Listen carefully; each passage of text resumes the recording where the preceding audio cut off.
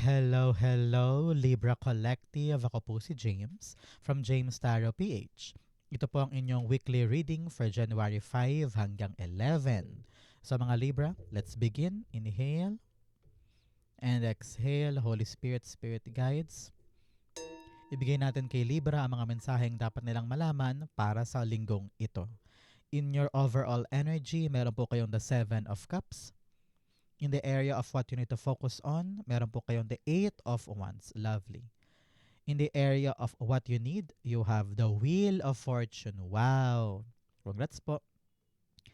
In the area of what's affecting your current energy, meron po kayong the Emperor card. In the area of your near future, you have the Knight of Swords. In the area of your challenge, meron po kayong the Strength card. In the area of your fortune, the King of Swords. Beautiful. In the area of your divine messages, you have the Death card. At ang outcome nyo po for the week, ito po yun. Mamaya sabay-sabay natin siyang bubuksan at the end. But first, mga Libra, salamat po sa inyong mga donations. Saka po sa mga hindi nag-i-skip ng ads. Naku, ilan po yung tanging paraan para po supportahan nyo ako sa tuwing meron tayong libreng reading for Libra dito sa ating channel. Thank you rin po sa mga nag-like and nag-comment. Malaking bagay po yan. So, in the background of your reading, meron kang the Ace of Wands. Okay, sabi dito ng yung spirit guides, eto yung linggo ng talagang makakaisip ka ng mga bagong idea or bagong plano patungkol sa kinakaharap mo. Kumbaga parang gaganahan kayo na parang boom, there's this spark in you, within you na parang ay, parang magandang idea yun. Ay parang bet kong simulan yan. So, meron ka mga inspired action this week na magpapagulong sa swerte mo at magpapa-streamline ng ginagawa mo. So, ang payo dito, huwag ka daw matakot na isabuhay or gawin or hakbangan yung plano mo. Be confident with your ideas. Be confident with yourself. Para kung ano man to mga gusto mong i-implement na pagbabago, ay magkaroon ng magandang outcome in your life. Okay? Clarify natin to by giving you the card of the week. Acceptance. Accept others and yourself. Welcome new opportunities. Yes, itong Ace of Wands na ito ay bagong idea, bagong plano, bagong pagkakataon para sa'yo. Kaya i-accept mo daw, harapin mo, hakbangan mo, no? Take this new challenge for the betterment of your life moving forward. Napakagandang linggo ito. Nasa full first week tayo actually ng Enero, no? So maganda ngayon pa lang ay nagiging masigasig tayo para sa ikakaunlad natin. Okay? So in your core energy, meron ka pong the Seven of Cups. Si Seven of Cups, sinasabi ng yung spirit guides this time around na marami kang options or marami kang mga pwedeng gawin na mga pintuan na pwede mong pasukin. And dahil sa madami yan, para bagang nahihirapan kang mamili. Parang, ito ba o yun? Teka, ito yata. Ay hindi, parang much better itong isa. So, sa dami ng pwedeng gawin at ganun din sa kabila ng options na ito, marami ka ring takot na, pwede ba ako dito? Doon kaya? Ay, wag na, baka matalo ako dyan, dito na lang. So, marami kang pinamimilian. Marami kang pinagbubusi-busihan or pinagnilay-nilayan. So sabi dito, kailangan daw talaga maging malinaw sa'yo kung ano yung dapat mong gawin. So kung ano man tong spark of an idea, itsyempo mo kung alin dyan ang katugma at kung saan ka talaga magiging maligaya. So you need to really ask yourself, ano ba ang gusto ko? Ano ba ang pangarap ko? Alin ba dito ang praktikal unang-una? Kasi baka mamaya hindi pala kaya ng katawang lupa mo o kaya hindi pala kaya ng budget, 'di ba? So make sure na kaya mo yung praktikal talaga, okay? Yan ang importante mong gawin this time. So, tanongin kita, Libra, no? Isulat mo sa baba, ano ba tong mga bagay na nahihirapan kang mamili this time? O nahihirapan kang mag-decide? Sabi mo, gulong-gulo na ako, ano bang dapat kong gawin? Comment mo yan sa baba, ilatag mo yan. Because kapag naisulat mo yan, it will be clearer para sa'yo. Marirealize mo na, ay, parang ito pala ang gusto ko. So the clarity will come to you. Kaya sulat na sa baba so that it will be okay na moving forward. Okay? The Seven of Cups being clarified by You have the Ace of Pentacles. Wow, wow, wow. You're really on to this new opportunity, this new blessing. Talagang kaching-kaching at blessing ito. Kaya sabi dito, huwag natin sayangin ang pagkakataon. Kung kailangan talaga nating upuan na ito at harapin at talagang tignang mabuti, kung saan ako talaga dito kikita ng malaki, ay magkakaroon ng magandang bunga, yun ang buksan mong option. Okay? But nevertheless, narinig ko dito, kung ano man yung pipiliin mo, kung ano man yung tatahakin mo, alam ko na magiging excellent ka dyan at magiging maganda ang bunga nito. Kasi, I don't know why, I'm feeling that nakatadhana talagang makuha ito eh. Pero kailangan kasi mapili mo muna dito kung ano yung gusto mo. I'm seeing on my clock 555, meaning talaga namang changes, no? There are new changes in your life moving forward, no? So ngayon sinasabi dito, pag-isipang mabuti para hindi mo siya iwanan na lang bigla, para matagalan ka and also maging long term ang gains dito. Hindi naman porket sinabi ko na kikita ka kahit alin man dyan, pero baka mamaya pag kumita ka na, dahil hindi ka naman nag-e-enjoy, bitawan mo bigla. So make sure na yung pipiliin mo malapit talaga sa puso mo para dire-diretso ang pagpasok ng kaching-kaching na ito. Okay? In the area of what you need to focus on, you have the Eight of Wands. Alam mo, narinig ko dito, dapat daw ang piliin mo, isa lang, na pagpo-focusan mo talaga. Kasi kung lahat yan gagawin mo, baka mahirapan ka daw sa sa multitasking. Kaya sabi ng yung spirit guides, pili lang tayo ng isang bagay na pagpo-focusan natin, paglalaanan natin ng effort, time, energy, money, and love para yun sure ball na magubunga ng magandang blessing. Kasi kung lahat daw yan gagawin mo, baka isa-isa yan mapabayaan mo din dahil kulang ka na sa oras at baka mapagod ka na. So importante dito talaga, pick one. Mag-pick ka lang ng isang interest mo na paglalaanan mo ngayon ng oras para matutukan mo yan at mapayabong mo. Okay? Importante yan for you. The Eight of Wands being clarified by you have the King of Pentacles. Yes, pili lang daw tayo ng isa. Yung isa talaga na alam mong siguradong sigurado ka na hindi ka papalya dyan. Na para bagang gamay na gamay mo, alam mo ang ihahanda, alam mo ang kailangan mong gawin for yourself because you need to plant a good foundation para ito'y tumubo ng maayos.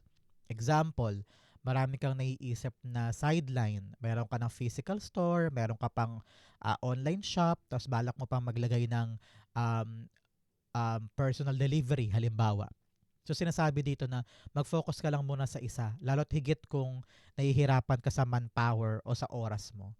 Yun muna ang kailangan mong patatagin, palakihin, bigyan ng malaking suporta, bigyan ng malaking pundasyon para kahit anumang mangyari, matatag na siya, matibay na siya, kumbaga. So, make sure kung yan naman ay negosyo, trabaho, project o pampersonal, i-lay down mo muna yung foundation at tutukan mo yan para matutukan mo din yung pag-andar at paglago. Okay? One at a time. Yun ang sinasabi dito. One at a time. Okay? In the area of what you need, meron po kayong the Wheel of Fortune. Si Wheel of Fortune, sinasabi dito, isa yung narinig kong message eh. Galawin mo na yung baso. Libra. Kung ano man tong inaasikaso mo, kung ano man tong planong to, na parang medyo nag-aalangan ka, i-accept mo yung mga bagong pagkakataon. At doon daw, iikot ulit ng mabilis ang kapalaran in your favor. Galawin mo ang baso. Tingnan mo naman, Wheel of Fortune, pagbaba mo, Knight of Swords. Susugod, lalaban, walang sasayangin na oras. Go-getter, adventurous, kukunin ko to, parang ganyan. You are now embracing the momentum, embracing the energy, at gagawin mo yung mga kaya mo para lang maganap siya para sa'yo. So, ganoon din si Wheel of Fortune. Iikot lang to, depende sa kilos mo. So, ang kapalaran naghihintay lang. And they want to see kung gaano ka kaseryoso sa pagbabagong ito at kung paano ka kikilos hanggang sa makamit mo siya. Huwag ka mag-alala, Libra, because destiny, the fortune is really in your favor. So siguro baka mapansin mo ngayong linggong ito, meron kang mga ginagawa na ang bilis-bilis matapos, parang bigla-bigla approved, o kaya yung dating nakabinbin na akala mo wala ka ng pag-asa, bigla magkakaroon ng development, no? So, kampi mo ang kapalaran. Ang kailangan mong gawin, ikaw. Ano yung dapat mong ibigay para sumuwak ka doon sa fortune energy para gumulong to in your favor ng lubos-lubos. Example, balak mo maging singer. Yung talagang ultimate dream mo. Biglang may audition sa SM for the next singer daw ng gantong network. Ikaw naman, ay, ayoko sumali, ayoko. So, kailangan mo salubungin yung swerte. Nandun na yung swerte o binibigay na sa'yo. So, parang mag-effort ka naman para makuha siya. Para ito'y umikot na mabilis in your part. Okay? Parang ganun yung explanation dyan. Clarify natin siya. Wheel of Fortunes being clarified by the Devil card. Yes, nahaharangan ka ng pansarili mong mga negative self-talk kaya nahihirapan umikot ang iyong kapalaran in your favor.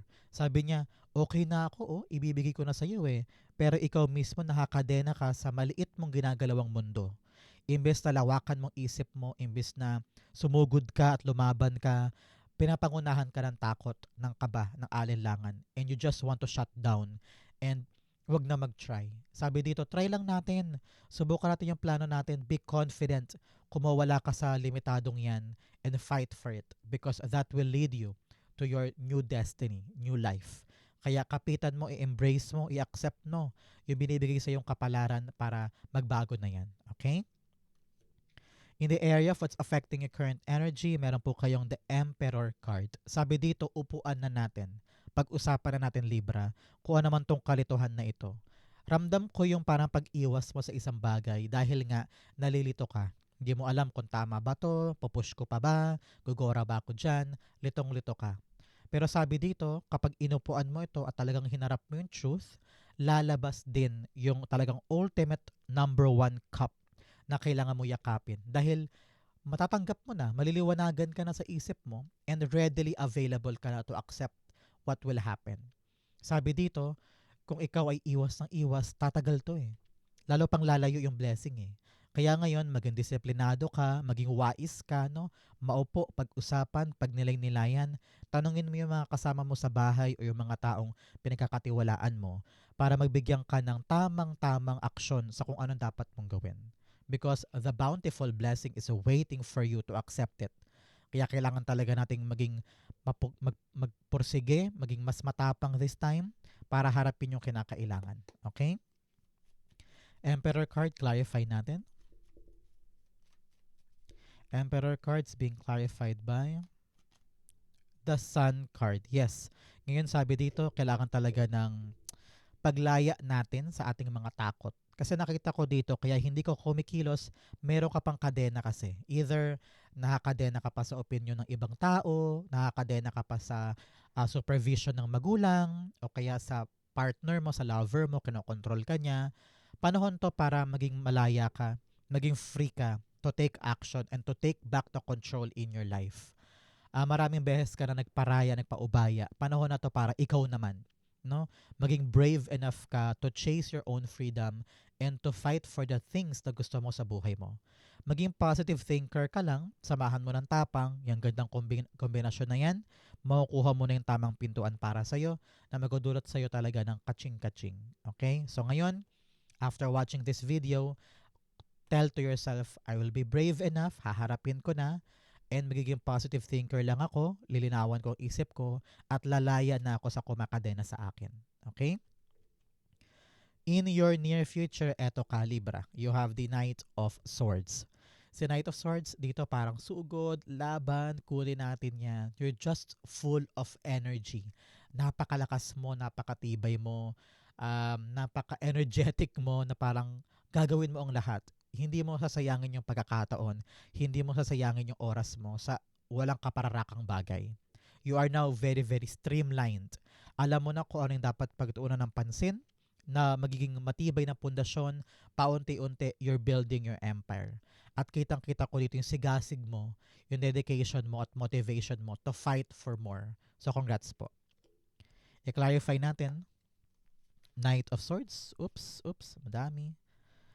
Knight of Swords being clarified by you have the Five of Wands. Okay, sabi dito, Kahit daw maraming kompetisyon sa paligid mo, baka mamaya you're living or you're working in a very competitive world, baka agawan kayo ng kliyente, paunahan kayo sa promotion, o talaga namang nagiging competitive ka rin kasi yung mga kalaban mo talagang competitive, So sabi dito, sugod lang laban, huwag kang mahiya, huwag kang matakot. The more na may obstacle, the more na meron kang kaagaw o kakompetensya, the more na dapat kang lalaban. Huwag kang susuko. Ipakita mo na magaling ka din. Ipakita mo kung ano yung kaya mo para manalo dito.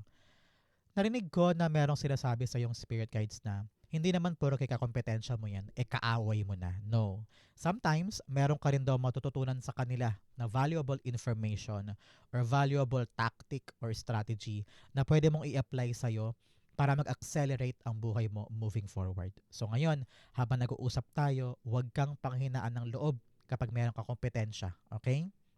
Yan ang bala mo, yan ang fuel mo para lalo kang umabante at bumilis pa. Okay? In your challenge, meron ka pong divine juggling and ride the storm. Sabi dito, matuto kang balansehin ang pangit at maganda sa buhay mo. Kasi pareho yung parte ng pagkatao mo eh. Pareho yung bumubuo sa'yo.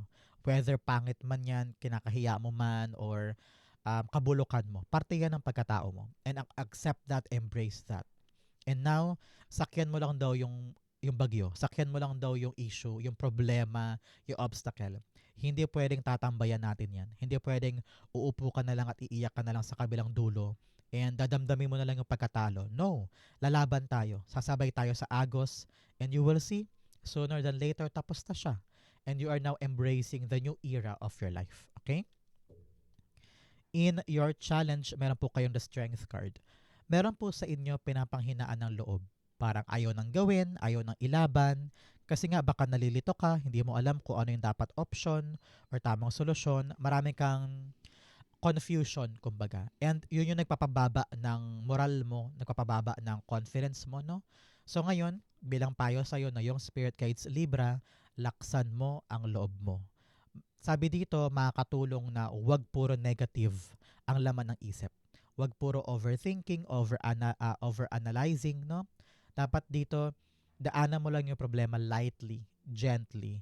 Be kind to yourself. Talk to yourself kindly para yung mga lumalabas sa'yo ay magkaroon din ng positibong outcome. Okay?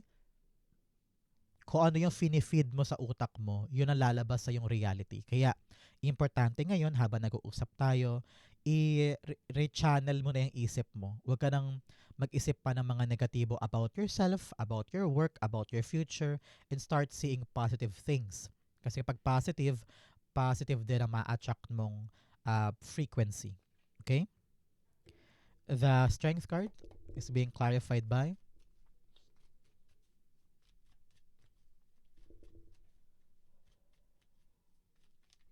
tumilapon, you have the Ace of Wands. Yes, sabi dito, learn to really cultivate new ideas, new opportunities, ma-excite ka naman daw. Gumawa ka ng mga bagay na exciting para sa'yo para maramdaman mo yung magandang naghihintay for you because masyado ka daw nakatutok sa problema na hindi mo na nakikita yung broader side or bigger side na nangyayari sa buhay mo. Example, masyado ka nakatutok halimbawa sa negosyo.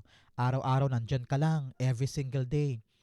So sobrang aligagaan mo dyan, sobrang inuubos mong oras mo dyan, yung utak mo, yun na lang ang naiisip. So kailangan niya magpahinga. So now meron ka mga dapat gawin na pagbabago. Example, recreational ka naman, halimbawa pasyal-pasyal, zumba, videoke, magmajong kayo magkakaibigan. Alam mo yung parang outlet mo, a source of entertainment para hindi ka laging pagod or puro negative na lang naiisip mo. You need a spark in your life. Yung spark na yan, magpapanumbalik ng energy at sigla sa'yo. Okay? In your fortune, you have navigating by the stars, follow your bliss. Sundin mo daw yung magpapaligaya sa'yo. Okay? Panahon to para simulan mo namang paligayahin ang sarili para hindi ka nalulungkot ng ganyan. Now, the message of distant thunder, clear the air. Kung meron daw mga bagay na hindi naiintindihan, may mga bagay na misinterpretation, miscommunication, linawin na daw, plansyahin na para walang gulo or walang komplikasyon. Okay? Especially here, in your fortune, you have the King of Swords. Dapat daw this time, napakaganda ng iyong communication skills. Kapag meron kang hindi naiintindihan, itanong mo. Kapag meron kang hindi nauunawaan, iklaro mo sa kanya. Hindi pwedeng kikilos ka na lang ng, ano daw? Di ko naintindihan eh. Bahala na, bahala na. No. You need to know the truth and take action on the truth. Hindi pwedeng malabo sa iyo ang lahat-lahat. Everything should be clear para alam mo yung action mo at kilos mo. Nakita ko dito dahil nasa fortune area po siya, sinasabihan ka ng yung spirit guides na whatever action you take from now will be successful para sa iyo. Papabor sa iyo ang kilos na ito. So congrats po para sa inyo. Okay? Clarify natin. King of Swords being clarified by... Oops. You have the Eight of Pentacles. Yes, you're actually mastering your work. Meron kang ginagawa eh. Meron kang pinag-aasikasuhan ngayon. At sinabi dito, dahil sa pagod kayod mo at pagiging dedicated mo dyan, mamamaster mo daw yung ginagawa mong yan. Kumbaga parang gamay mo na alam mo na. Example, ikaw ay nag-aaral for a training sa isang kumpanya about typing. Example lang to ha para magets mo. Dahil nilalaan mo lahat ng effort mo, energy mo dyan, talagang sineseryoso mo yung pag-training, mamamaster mo siya. At kapag na-master mo siya, alam mo na kung paano siya gamitin sa ikakaunlad mo. No? Talagang you're gonna be an expert on something. So ngayon, be dedicated and motivated, magagawa mo din yan. Example, meron din sa inyo nag-aaral ng tarot reading. So, gugulin mo ang lahat ng oras mo sa pag-aaral niyan para kayanin mo na siyang i-execute moving forward. Parang ganon. Okay? So, i-claim mo to. Mastery of my skills is mine. I will use it in my advantage. I claim it, I claim it, I claim it. In your divine messages, meron po kayong a personal issue, riches resolution. Meron daw po kayong problemang pansarili na ngayon ay masasolve na. So, congrats po. I-claim mo yan. You are good enough. Magaling ka daw, mahusay ka, okay ka. Kaya wag mong pagdudahan ng sarili mo, wag mong pahirapan ng sarili mo. You need to embrace who you are. Okay? In your divine messages, meron po kayo the death card. Death card this time, sinasabihan ka ng yung spirit guides Libra to get on with the times. Kung kailangan mag-upgrade, kung kailangan magbago ng pananaw, magbago ng aksyon, magbago ng kilos, kailangan mo i-master yan for you to be able to transform and be a better Libra. Kaya kung meron kang mga bagay sa buhay mo na kailangan ng tapusin, halimbawa, tapusin na yung pag-inom-inom, pag-gimmick-gimmick, tapusin na yung maling iniisip ko, tapusin ko na yung mali kong routine, no? Kung ano yung mga mali sa buhay, dapat tinatapos natin yan so that we can expect new powerful change sa buhay natin. Hanggat daw hindi ka ready mag-transform, hindi daw magbabago ang buhay. Yan ang kailangan mo isipin this time. Okay? Clarify natin.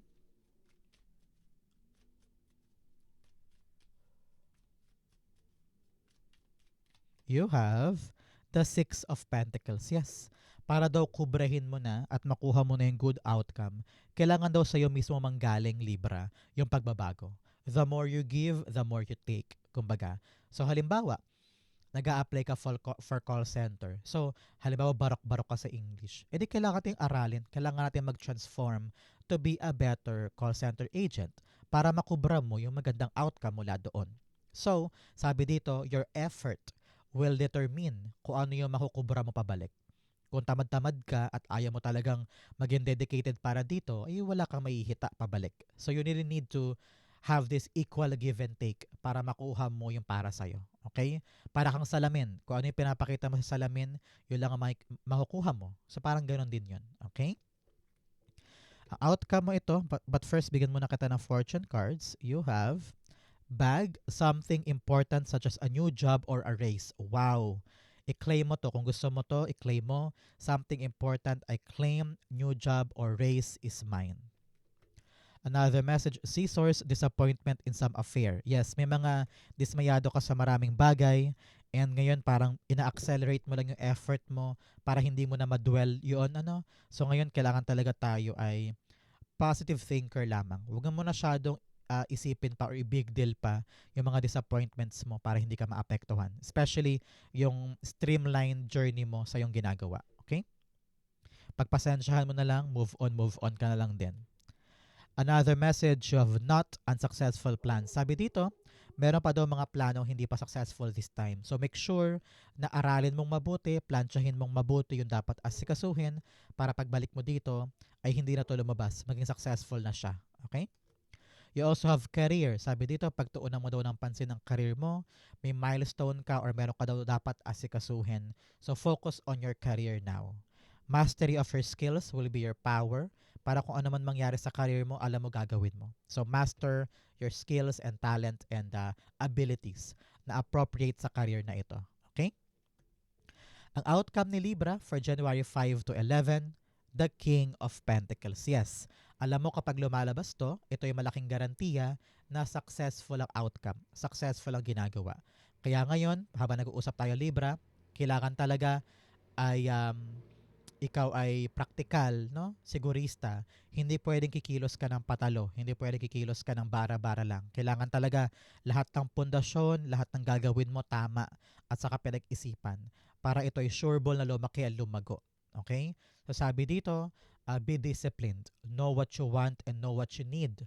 Kailangan talaga nakatutok tayo sa ating tagumpay and also alam natin yung mga kinakailangang ingredient for the success that we want. Okay? So importante ito, the mastery and the power to rebuild your fortune and to rebuild your abundance. Okay? Yon, King of Pentacles, the Page of Cups. Yes? Page of Cups is undivided focus. Talaga namang kung ano yung bagay na inaasahan mo, kung ano yung bagay na gusto mong patayuin, ito ka, nakatutok ka. Tingnan mo siya.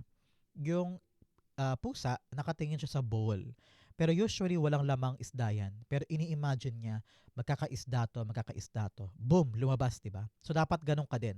Kung ano yung binibuild mo, isipin mo lagi, lalaki to, kikita to, lalago to, akin to.